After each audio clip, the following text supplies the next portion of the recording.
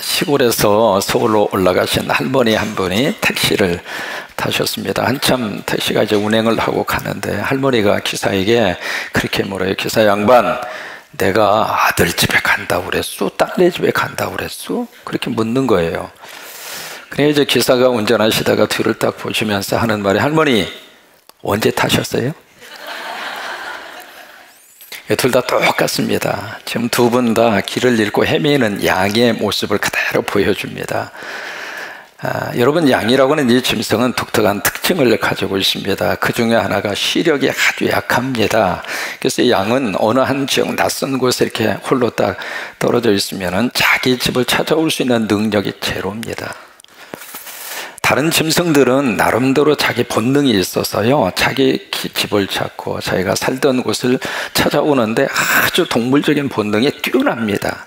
그 대표적인 것이 돌아온 레시라고 하는 영화, 혹시 기억나십니까? 거기에 이제 켈리건이라고 하는 주인공이 등장을 하는데, 이게 수백만 마일 속에 톡 하고 떨어졌어요. 근데 이제 거기서부터 말이죠, 누가 가르쳐 주지도 않았는데 무슨 내비게이션이 있는 것도 아니잖아요. 그런데 레시가 그 수백 마일을 어떻게 자기 집을 찾아서 강을 건너고 산을 건너고 그리고 언덕을 넘어서 그 거리를 어떻게 찾아서 자기 집에 온 거예요. 근데 그 발을 보면은 발이 얼마나 상처투성인지. 근데 그럼에도 불구하고 이 개가 특유의 자기의 본능적인 그 감각을 통해서 자기의 집을 찾아오는 거예요. 근데 양이라고 하는 짐승은 그런 기능이 하나도 없어요. 그래서 낯선 곳에 이렇게 툭 하고 떨어지면 그저 그 주변에서 그냥 뱅글뱅글 돌면서 맴 양의 울음소리 맴 그러면서 밤새도록 거의만 맴도는 거예요. 그러니까 잃어버린 양을 할 수 있는 방법은 딱 하나밖에 없습니다. 목자와 주인이 찾아가서 그것을 찾아서 데리고 집으로 와야 돼요. 그 양의 그 동물적인 특성을 그대로 가지고 우리에게 비유로 주신 말씀이 누가복음 15장에 그 유명한 이른 양의 비유고 예수님이 주신 비유의 말씀이잖아요. 거기에 누가복음 15장 4절에 보시면 너희 중에 어떤 사람이 100마리의 양이 있었는데 그 중에 하나를 잃어버렸어요. 하나의 조각이 지금 빠져나간 거죠. 그 잃어버린 양이 된 거죠. 그런데 그 양이 자기 집을 찾아올 수 있는 능력이 없어요. 그러다 보니까 거기에 99마리를 들여다가 두고 그 잃어버린 그 한 마리의 양과 조각을 그 다음에 보시면 찾아내기까지 어떻게 해요? 찾아다닌대요. 이제 그렇게 하면 그 양이 자기 집으로 찾아올 수 있는 길이 없는 거예요. 그래서 그 양을 찾을 때까지 그 주인이 열심으로 들력을 그리고 산울가를 그리고 강가를 그렇게 해서 이제 그 양을 찾아가지고 오는 거예요. 그런데 찾아온 다음에 얼마나 감사한지 한마당의 축제가 이루어지는데 그게 누가복음 15장 7절입니다. 거기 보시면 너무 기쁜 한마당 잔치가 이루어지게 돼요. 같이 한번 읽을까요? 내가 너에게 이르노니 이와 같이 죄인 한 사람이 회개하면, 그 죄인 한 사람이 회개하면 그것이 바로 뭐냐면 잃어버린 조각을 찾은 거예요. 원래 한 그룹 안에 있었어요. 원래 여기 있어야 될 분이에요. 원래 하나님 믿고 하나님의 복을 받아야 될 분이에요. 근데 그분이 무슨 이유에서였었는지 몰라도 어떤 사정에 의해서 그 자리에서 잊어버렸어요. 그래서 그 조각을 찾았어요. 그 잃은 양이 돌아왔어요. 그러면 그랬을 때 어떤 역사가 나타나게 되는가? 거기에 회개할 것이 없는 99마리, 그들 때문에 기뻐하는 것보다 어떻게 해요? 더 기뻐한다 이 말이에요. 여러분, 이것이 하나님 나라에서 이루어지는 영적인 놀라운 축제 한마당입니다. 여러분, 다음 주 우리가 추수감사 주일을 지키게 되잖아요. 1년에 한 번. 지금까지 우리가 1년을 살면서 하나님이 도와주시고 하나님이 먹여주시고 하나님이 지켜주시고 아멘 안 하시기로 하셨어요. 여러분, 하나님이 없다면 우리가 어떻게 지금 살고 있겠습니까? 한순간도 하나님의 도우심이 없으면 우리는 살 수 없어요. 때마다 하나님이 먹을 것을 주셨고 하나님이 입혀주셨고, 이 아멘 소리가 자꾸 줄어드네. 하나님 우리 가정을 지켜주셨고 하나님 우리 남편을 붙들어 주셔서 어려운 경제 생활 속에서 잘 벌어서 먹일 수 있는 힘을 주신 것도 하나님이 주신 것이고, 아내가 끼니 때마다 밥을 해서 먹여준 그것도 너무 크신 하나님의 은혜이고, 이게요, 지난 1년을 생각하면서 하나님 앞에 감사하는, 그것은 땅의 추수에 대한 하나님 앞에 감사하는 거예요. 그러니까 그 감사를 마음으로 생각하고, 그리고 입술로 하나님 감사합니다. 그리고 우리가 추수감사, 특별 예물로 하나님 앞에 감사하고, 그래서 이 추수감사 이 축제는 1년에 한 번 하나님 앞에 우리가 감사의 모든 마음들을 모아서 드려지는 한마당의 잔치, 그게 추수감사 주일이라고 하는 그 축제예요. 근데 그것을 놓고 기도하는 가운데 하나님이 마음속에 어떤 마음을 주셨느냐면, 그렇다면 땅의 추수 때문에 우리가 그렇게 감사하는데 또 하나 더 중요한 또 다른 하나의 추수가 있는데, 그것이 바로 하늘의 추수. 여러분, 하늘의 추수라고 하는 것은 영혼이 하나님 앞에 돌아오는 거예요. 한 생명이 예수 믿고 하나님의 자녀가 되는 거예요. 죄인 한 사람이 회개하고 그 죄를 용서받고 천국의 소망을 가지고 사는 거예요. 그게 하늘의 추수예요. 그동안의 땅의 추수 때문에 우리가 하나님 앞에 감사했다면, 그 감사와 더불어서 정말 하나님이 기뻐하는 놀라운 한마당 축제가 바로 여기에서 하나님의 은혜 가운데 다음 주 이루어지게 되기를 주의 이름으로 축원합니다. 오늘 비유를 보시면은요, 여기에 한 등장하는 주인공이 있습니다. 누구냐면 어떤 사람이 등장을 합니다. 이 어떤 사람을 그 다음 절에 보시면은 이 사람을 뭐라고 호칭하고 있는가? 주인이라고 호칭을 하고 있습니다. 근데 이 마태복음 이 누가복음 14장의 말씀이 마태 22장에 가서 보시면 같은 내용의 비유가 또 기록이 되어 있어요. 우리가 성경을 읽을 때에 한 구절만 읽고 끝나지 마시고요, 그 구절과 관계되어져 있는 구절을 찾아서 여러분들이 읽으시면은 성경에 대한 깊이가 깊어지고 넓어져요. 그래서 이제 여러 가지 그 구절, 병행 구절을 놓고 같이 이렇게 말씀을 읽다가 보면 그 말씀의 의미가 마치 3D처럼 그렇게 입체적으로 말씀이 그렇게 다가오게 되거든요. 누가복음 14장도 마찬가지입니다. 여기 마태 22장하고 같이 놓고 읽으면 훨씬 더 비유의 의미가 뚜렷하게 가슴속에 와닿게 되는데, 여기에 마태 22장에서는 이 주인을 뭐라고 표현하고 있는가? 임금이라고 표현하고 있습니다. 임금, 다른 말로 말하면 왕이잖아요. 그러면 여기서 지금 잔치를 준비한 이 사람 주인, 임금이 바로 누구일까? 왕이 누구일까? 누구일 것 같아요? 하나님이에요. 이런 비유라고 하는 것은 패러블 풀어야 되거든요. 그 비유는 바로 드러낸 그 단어 속에 하나님이 말씀하시고자 하는 내용을 풀어놔야 돼요. 그러니까 여기서 말씀하시는 이 잔치를 준비하고 있는 그 왕은 누구인가? 만왕의 왕이신 하나님이에요. 그러면 이 사람이 지금 뭘 했는가? 잔치를 준비합니다. 잔치인데 그냥 잔치가 아니라 great banquet, 큰 잔치입니다. 그러니까 작은 잔치가 아니에요. 큰 잔치를 지금 준비를 했는데, 마태복음에 보시면은 이 잔치를 구체적으로 설명을 하고 있습니다. 무슨 잔치냐면 아들을 위한 혼인잔치입니다. 혼인잔치.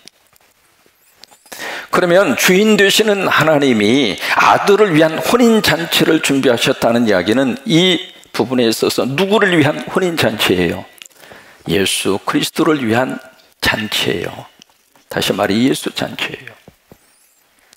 그러니까 지금 하나님이 지금 예수 그리스도를 위한 잔치를 배설을 하신 거예요. 우리가 예수 믿으면은요, 영적으로 어떤 의미를 가지고 있느냐면 예수 그리스도와 우리가 하나가 됩니다. 그러면 예수 믿으면 예수님이 어디에 계시는가? 여러분 안에 계십니다. 한번 해보실까요? 내 안에 예수님 계십니다. 그러니까 전에는 예수 그리스도와 나와의 관계가 멀어져 있었는데, 예수님을 영접하는 순간 예수님이 내 안에 계세요. 여러분 꼭 믿고 그렇게 사셨으면 좋겠어요. 혼자 외롭게 고분분투하면서 살고 있는 인생이 아니라 주님이 우리와 함께 하세요. 주님이 우리와 함께 하세요. 주님이 우리와 함께 하세요. 넘어질지라도 주님이 그 가운데 함께 하시고, 지금 너무 힘들고 고독한 그 가운데에서도 주님이 우리를 떠나지 아니하시고 주님이 우리와 함께 하시고, 그래서 그것을 고린도후서 11장 2절에서는 어떻게 표현을 하고 있느냐면 참 기가 막히게 표현을 했어요. 같이 한번 읽어보실까요? 내가 하나님의 열심으로 너희를 위하여 열심을 내노니 내가 너희를 정결한 처녀로 한 남편인 그리스도께 드리려고 중매. 그 중매라고 하는 단어를 쓰고 있습니다. 중매라고 하는 말이 매치메이커잖아요. 둘을 갖다 연결시켜주는 거예요. 우리가 사랑의 조각을 찾는 것은 그 조각을 찾아서 예수 그리스도와 결혼시키는 거예요. 그것이 사랑의 조각을 찾는 거예요. 그래서 바로 예수 그리스도의 잔치에 참여하는 거예요. 그러니까 우리가 예수 믿으면 세상에 살다가 예수님의 혼인 잔치에 우리가 들어가는 거예요. 여러분, 잔치가 가지고 있는 특징이 있습니다. 잔치하면 머릿속에 떠오르는 게 있습니다. 바로 뭐예요? 기쁨이에요. 그러면 잔치하면 기쁨을 우리가 머릿속에 떠오를 수가 있잖아요. 또 하나, 이 잔치하면 또 하나 떠오를 수 있는 개념이 있습니다. 바로 뭐냐면 웃음이에요. 웃음. 그래서 우리가 예수 믿고 예수님의 잔치에 참여하면 하나님이 우리 삶 속에 주시는 축복이 있습니다. 그것이 바로 뭐냐면 기쁨과 웃음이에요. 그래서 항상 어떻게 해라? 기뻐하라. 이것이 그리스도 안에서 너희를 향하신 하나님의 뜻이다, 그 말이에요. 여러분, 예수 믿고 그 기쁨이 우리의 기쁨이 되시기를 주의 이름으로 축원합니다. 우리가 믿는 하나님은 기뻐하시는 하나님이에요. 다 인상 쓰고 있다가 잘못하는 사람 두들겨 패는 심판의 하나님으로만 성경이 그려져 있는 것이 아니라 늘 우리를 향하여 활짝 미소를 지으면서 기뻐하시는 하나님. 그래서 창세기 1장에 보시면 하나님이 세상을 다 창조하시고 나서 하나님이 보이신 반응이 있습니다. 보시기에 어때요? 좋았더라. 그 좋았다, 그 말은 다른 말로 말하면 야, 참 좋다, 얼씨고 좋구나, 그거예요. 그래서 창세기 21장 6절에 하나님이 그렇게 말씀을 하세요. 뭐냐면 사라가 이르되 하나님이 나를 어떻게 하세요? 여기 웃게 하셨다, 그 말은요, 하나님이 나를 웃는 자로 만들어 주셨다, 그 말이에요. 그 웃는 자라고 하는 것을 영어로 레프트라고 하는 말을 써요. 그 레프트라고 하는 말은 잠깐 미소를 짓고 끝나는 그런 미소를 말하는 것이 아니라 말 그대로 호탕하게 웃는 너터 웃음. 하나님이 그 웃음을 주세요. 웃고 살 일이 없는 이 세상에서 예수님의 잔치에 여러분들이 함께 들어오셔서 그 잔치에서 하나님이 나를 너무 웃게 만들어요. 큰 소리로 웃을 수 있는 웃는 자로 하나님이 나를 축복하셔서 여러분, 그 복을 받으시기를 주의 이름으로 축원합니다. 집에 들어가도 인상 쓸 일이 많고 사람을 만나도 그냥 스트레스 받을 일이 많고 여러분, 그런 일들이 너무 많잖아요. 근데 그런 속에서 예배 드리면서 웃음이 터지고 설교를 들으면서 웃음이 터지고 아멘하면서 웃음이 터지고 찬송하면서 웃음이 터지고 앞으로 우리 가브리엘 이 그로리아가요, 찬송하다가 웃음이 터져서 찬송을 더 이상 못할 정도로 하나님이 그렇게 만들어 주셨으면 좋겠어요. 너무 우리의 얼굴 인상 자체가 너무나 무거워. 그러니까 가만히 있으면요, 말을 하지 않고 가만히 있으면 화난 사람의 얼굴처럼 보여요. 근데 성령님이 우리 안에 오셔서 우리를 냅서 웃는 자로 만들어 주셔서 정말 성령님이 우리 안에 충만히 임하셔서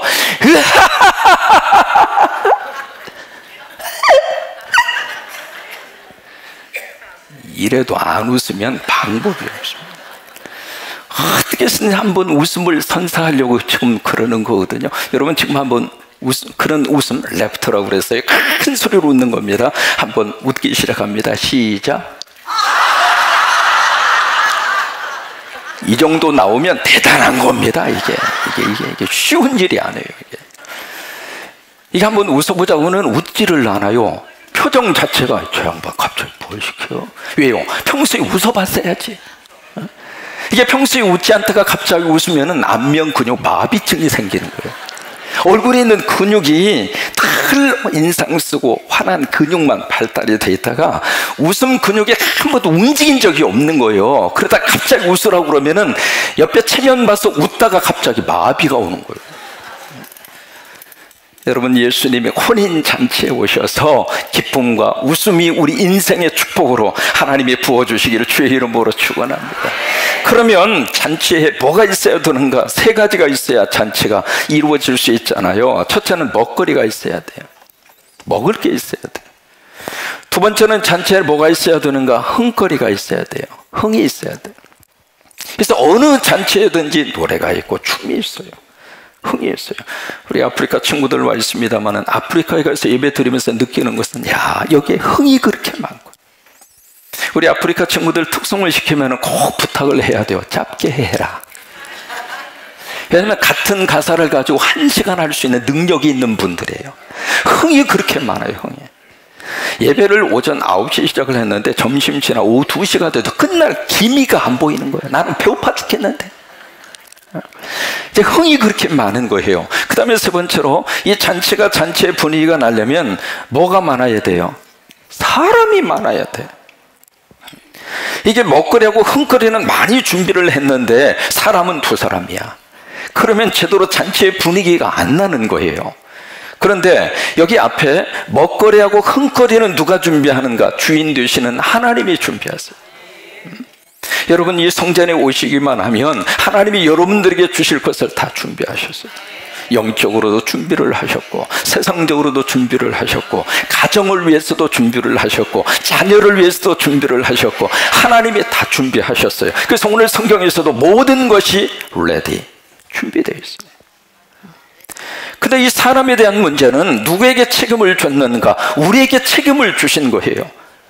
너희들이 가서 데리고 와라. 그래서 종들을 보내잖아요.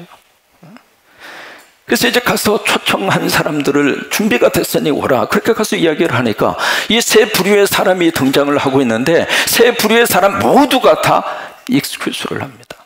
다 거절을 하는 거예요. 한 사람은 여기 밭을 샀으니 가서 봐야겠다고. 여러분, 이게 말이 됩니까 이게? 아니, 밭을 살 때 가서 보지도 않고 밭 사는 사람이 어디가 있어요? 지금 소 5겨리를 샀으니 5겨리는 소 5쌍이라 그 말입니다.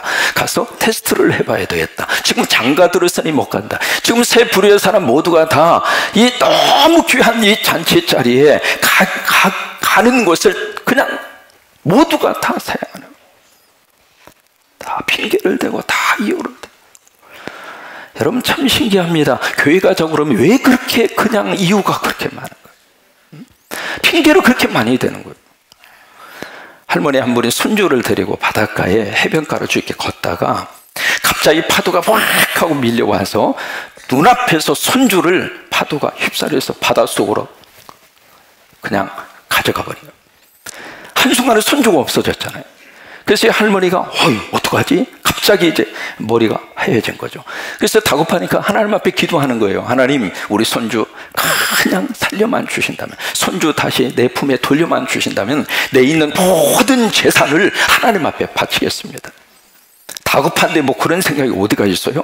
그래서 기도를 했는데 그 기도가 끝나자마자 신기하게 그 다음 파도에 손주가 떼밀려서 자기 앞으로 온 거예요. 딱 왔는데 손주를 딱 건강한 모습을 확인한 다음에 그 순간에 조금 전에 내가 뭐라고 기도했지? 갑자기 정신이 난 거예요. 그러자 이 할머니가 뭐라고 그러냐면, 하나님, 내가 재산 바치기는 바치는데 내 손주가 썼던 모자는 어디 갔어요? 사람이 그래요. 그렇게 핑계를 대는 거예요. 그럼 여기에 세 부류의 사람 모두가 다 지금 다 핑계를 대고 있잖아요. 그러니까 이 주인이 이 화를 냅니다. 여기 격분했다 그 표현을 쓰고 있는데, 그래서 화를 내면서 이 종을 길거리, 그리고 시내, 그리고 시골 다 보내면서 가난한 사람, 병든 사람, 저는 사람, 시각장애인, 그 사람들은 핑계댈 수 있는 핑계거리가 아무것도 없는 거예요. 그들을 데려다가 대접을 지어라. 오늘 이 비유의 말씀을 통해서 다음 주 우리가 추수감사와 이 사랑의 조각찾기 이 캠페인을 우리가 함께 눈앞에 두면서 어떤 마음의 자세를 가져야 될까? 오늘 말씀을 통해서 하나님이 3가지의 메시지를 우리에게 담아 주시고 있습니다. 첫째로, 억지로라도 할 일이에요. 이게 첫 번째 하나님이 주시는 메시지입니다. 여러분, 감사 억지로라도 할 일입니다. 감사할 수 있는 마음이 있을 때만 감사하는 것이 아니라 이 감사는 억지로라도, 또 사랑의 조각을 찾는 일 억지로라도 할 일이에요. 그러니까 우리가 서로 가정 안에서 부부지간에 서로 이렇게 만나면 억지로라도 감사하세요. 식탁을 준비해서 차려주면 억지로라도 아유 당신 끓여주는 찌개가 세상에서 최고로 맛있어. 속으로는 아니지 그러면서도 이게 억지로라도 감사하면 그 다음에 그 속에서 나오는 반응이 다르다 그 말이에요. 그러니까 여러분, 감사는 어떤 선택이라기보다는 어떤 상황 속에서도 감사해요. 왜냐하면 감사하면 그 감사를 통해서 하나님이 부어주시는 축복이 있어요. 제2차 세계대전이 끝난 다음에 일본의 해병대로 출전을 했던 가오가미라고 하는 사람이 고향으로 돌아갑니다. 고향에 딱 가서 보니까 자기 나라가 패전이 됐잖아요. 패전국이 돼서 완전히 나라가 다 쫄딱 망한 거예요. 그래서 이 사람이 자기는 전쟁터에 가서 목숨을 걸고 싸웠는데 어떻게 되다가 이 나라가 이렇게 됐느냐, 그래서 화가 난 거예요. 그래서 그 불평과 불만을 사회 그리고 정부에 기관할 것 없이 그냥 이 사람은 눈만 뜨면 계속 불평하고 불만을 쏟아놓는 거예요. 화가 날만 하죠. 근데 그런 모습으로 살다가 보니까 어느 날 갑자기 자기 몸이 마비가 오는 거예요. 마비가 와서 한쪽이 완전히 수틀거려 온 거예요. 그래서 이제 말도 못하고 움직이는 것도 못하고 그런 식으로 투병생활을 하는데, 병원에 가서 아무리 진단을 해도 그 사람의 원인이 안 나오는 거예요. 어떡할까? 그러다 이분이 유명한 정신과 의사인 후지다라고 하는 정신과 의사를 만납니다. 만나서 이 정신과 의사가 주 진단을 하다가 그 사람에게 아주 독특한 처방전을 하나 주어요. 당신 오늘부터 저녁에 주무시기 전에 1000번을 감사합니다. 아리가또 고자이마스. 감사합니다. 그래서 1000번을 하고 그리고 나서 주무시라고. 그래서 이 사람이 이게 지푸라기로도 잡는 그런 심정으로 그날 밤부터 이게 억지로 한 거죠. 감사는 무슨 놈의 감사예요. 그래도 살기 위해서 이 사람이 저녁에 아리가또 고자이마스, 당케, 무처 크라시아스, 이거 다 감사합니다 그 말이거든요. 쉐쉐 막 그러면서 그냥 하루 그 저녁에 1000번을 감사합니다 그것을 이제 계속 하기 시작을 했는데, 그런 식으로 하루 지나고 이틀 지나면서 자기 몸에 신기하게도 이게요 스트로크를 왔던 것이 풀어지는 거예요. 결국 그 사람 나중에 완치가 됐습니다. 억지로라도 감사하면 하나님이 우리 삶을 풀어주세요. 그러니까 우리 가정 속에서 억지로라도 여러분 감사하시기를 바랍니다. 우리 사랑의 조각 찾는 것도 마찬가지예요. 생명을 살리는 일은 억지로라도 하는 거예요. 그래서 오늘 23절에 보시면은 강권하여, 그 다음에 메시지 성경으로 잠깐 소개합니다. 보세요. 같이 한번 읽습니다. 그렇다면 길거리로 가서 아무나 만나는 대로 데려오너라. 나는 내 집이 채워지기를 원한다. 우리 성경에서는 강권하여 내 집을 채워라 그러잖아요. 강하게 권해서 그 사람의 의지와 그 사람의 선택, 그것을 뛰어넘어서 어떤 일이 있어도, 왜요? 그분이 아버지의 집으로 오면 아버지가 그 인생을 책임지시고 그 인생을 구원하고 천국의 백성으로 삼아주시고, 우리가 천국 가면 정말 고마운 사람이 한 사람이 있어요. 나 전도해 준 사람, 나 교회 나오게 해준 사람. 그 사람이 너무 고마운 거예요. 여러분, 감사와 사랑의 조각은 억지로라도 할 일입니다. 그 다음에 두 번째로 어떤 메시지를 주시냐면, 내일로 미룰 일이 아닙니다. Not to postpone tomorrow. 내일로 미룰 일이 아니에요. 감사도 내일 일로 미룰 일이 아니고, 사랑의 조각을 찾는 것도 내일 미룰 일이 아니에요. 19세기 미국의 큰 부흥의 역사에 불꽃을 피운 분이 D.L. 무디예요. 이분이 사역을 마치고 저녁에 배가 고파서 식당에 들어갔어요.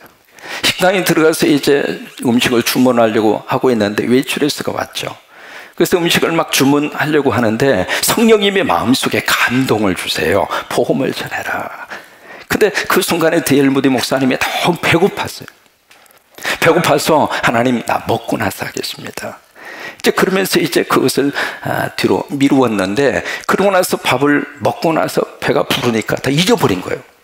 그리고 웨이트레스를 더 이상 만날 수가 없었죠. 그리고 잊어버리고 나온 거예요. 그리고 나서 그 다음날 아침에 집으로 배달된 지역 신문을 보고 D.L. 무디 목사님이 충격을 먹어요. 뭐냐면 거기에 식당 종업원의 자살 사건이 기록이 되어 있는 거예요. 그래서 자세히 보니까 그 종업원이 어제 자기가 음식을 주문할 때 왔던 웨이트레스. 그 종업원이에요. 그때 D.L. 무디 목사님이 그때 성령님이 그 순간에 나를 감동을 해서 그 영혼을 하나님이 살리고 싶었는데 미룬 거예요. 여러분, 우리 내일 일을 모르고 살아요. 그렇기 때문에 감사할 일이 있으면 오늘 감사하고, 지금 이 순간 옆에 앉은 분에게 감사하겠습니다. 감사합니다. 감사합니다. 감사합니다. 그러니까 내일 일로 미룰 일이 아니에요. 복음을 전하고 사랑의 조각을 찾는 것도 내일 미룰 일이 아니에요. 그 다음에 세 번째로, 결코 포기할 일이 아닙니다. 이게 세 번째, 결코 포기할 일이 아니에요. Not give up. 포기하지 말라 그 말. 마태복음에서도 그러고 누가복음에서도 그러고 계속 반복해서 나오는 단어가 있습니다. 뭐냐면 또라고 하는 단어예요. 이 또라고 하는 단어를 헬라어로 카이라고 하는 말을 씁니다. 카이. 이 카이라고 하는 말을 영어로는 두 가지로 번역을 해요. and 또는 again이라고 하는 말로 번역을 합니다. 그리고 다시라고 하는 말이죠. 여기서 이제 종을 보내는데 종을 보내고 그 다음에 또 보내고 그 다음에 또 보내고. 그러니까 어떤 일이 있어도 여러분, 감사도 포기할 일이 아닙니다. 그 사람이 어떤 반응을 보이든지 더 감사하고, 여보, 난 당신 때문에 고마워. 난 당신 때문에 감사해. 그런 감사를 계속해서 고백을 해야 할 일이 바로 그 감사라고 하는 거예요. 그리고 이 사랑의 조각을 찾는 것도 not give up. 포기하지 말고. 여러분, 박병선 장로님 혹시 기억하셔요? 진돗개 전도. 그것으로 유명한 분이잖아요. 그분은 한번 전도하기 위해서 딱 물면 어떤 일이 있어도 안 논다는 거예요. 그래서 진돗개 전도법이라 그런 이야기를 하잖아요. 근데 그분이 처음에 예수 믿고 그 다음 날부터 전도를 하셨어요. 하나님이 그렇게 그분을 쓰셨어요. 근데 이번에 친구에게 가서, 여보, 다음 주에 우리 교회 가. 그러니까 친구가 하는 말에 내가 왜 가? 안 가. 그랬어요. 근데 그 다음 날 또 간 거예요. 왜 왔어? 다음 주에 우리 교회 가자고. 안 간다니까 또 왔어. 그렇게 쫓아 보냈어요. 근데 그 다음 날 또 갔어요. 세 번째, 왜 왔어? 다음 주에 예수 믿고 교회 가자고. 안 간다니까 그래. 그래서 이제 화를 내면서 이제 또 거부를 당했는데 그 다음날 또 가고. 그분이 그 친구를 29번을 간 거예요. 놀래지도 않네. 29번, 여러분 10번 찍어서 넘어갈 나무 있어요, 없어요?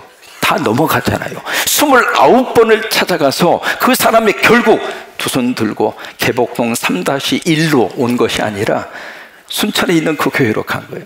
근데 그 다음부터 친구들 사이에서 소문이 난 거예요. 박병성 그 친구 오면은 초반전에 가주는 게 낫겠더라. 그 친구는 끝까지 완전히 뿌리를 뽑는 친구여서 그렇게 시달리지 말고 초반전에 빨리 가주라. 친구가 친구들 사이에 그렇게 소문을 내가지고 그래서 그렇게 전도가 많아진 거예요. 미룰 일이 아닙니다. 포기할 일이 아닙니다. 그리고 억지로라도 그 생명 하나님의 사람으로 만드셔서, 왜요? 그분들이 이 교회에 오셔서 하나님의 자녀가 되고 예수 믿고 그 인생 속에 하나님의 복을 쏟아부어 주셔서, 나 당신 아니었으면 어떡할 뻔 알았느냐고, 나 당신 때문에 예수 믿고 천국 가게 돼서 너무 감사하다고. 여러분, 그런 역사가 우리 가운데 임하게 되기를 주의 이름으로 축원합니다. 중국에 아주 전도에 완전히 미쳐서 사는 분이 계셨어요. 그래서 그 이름이 송전도라라고 하는 이름이 붙을 정도로. 근데 그분이 이제 자녀가 셋이 있었습니다. 그때 젊은 날에 아이 셋을 놓고, 그래 딸 둘에 아들이 하나가 있었거든요. 그 자녀를 놓고 그분이 세상을 떠났어요. 세상을 떠나니까 주변에서 그렇게 충성스럽게 교회 열심히 하고 전도하더니 어떻게 빨리 가느냐고. 그런데 보세요, 그 세 자녀를 하나님이 얼마나 귀하게 들어쓰시고 축복했는지 몰라요. 첫 번째 딸이 누구냐면 송경량이라고 하는 분입니다. 그분은 뭐가 됐느냐면 중국의 아버지라고 불리우는 손문이 있잖아요. 손문의 아내가 됩니다. 그리고 아들이 있었는데 그 아들 이름이 송자문입니다. 그분은 경제에 전공을 하셔서 중국의 경제 장관이 됩니다. 그리고 막내가 누구냐면 송미령, 그분이 막내입니다. 그 막내는 장개석 총통의 아내가 됩니다. 세 자녀를 하나님이 너무 귀하게 축복하셨어요. 우리가 하나님이 기뻐하는 일을 하면 하나님이 우리를 복 주셔요. 여러분 그렇게 믿으시면 아멘. 그래요. 하나님이 기뻐하는 일을 하면 하나님이 그죠? 공짜가 없어요. 하나님이 기뻐하는 일을, 그 일이 바로 무엇일까? 감사하는 거예요. 그저 감사하면 하나님이 그 감사를 받으시고 하나님이 복을 내려 주시고, 그래서 감사의 분량과 행복의 분량은 같이 가는 거예요. 하나님 앞에 말로 감사하고 생각으로 감사하고 추수감사 헌금으로 감사하시고, 그래서 감사의 물질은 많아지면 많아질수록 나에게 행복인 거예요. 또 하나, 하나님이 기뻐하는 일이 바로 무엇일까? 영혼을 구원하는 것, 사랑의 조각을 찾는 것. 여러분, 그래서 하나님의 복이 여러분 속에 임하기를 주의 이름으로 축원합니다.